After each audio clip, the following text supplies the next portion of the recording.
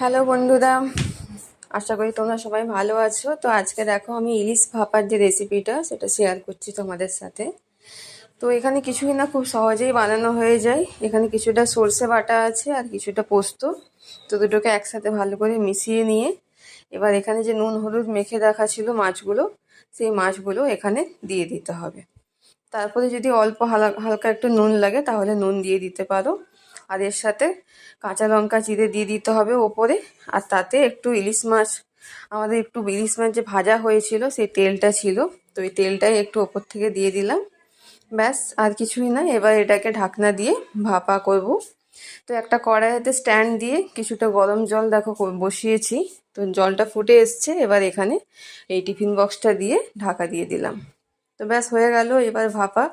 দেখতেই পাচ্ছ কত সহজে হয়ে যায়। তোমরা অবশ্যই বাড়িতে বানিও এবং কেমন হয়েছে অবশ্যই কমেন্টে জানিও। ভালো থেকো, সুস্থ থেকো, টাটা।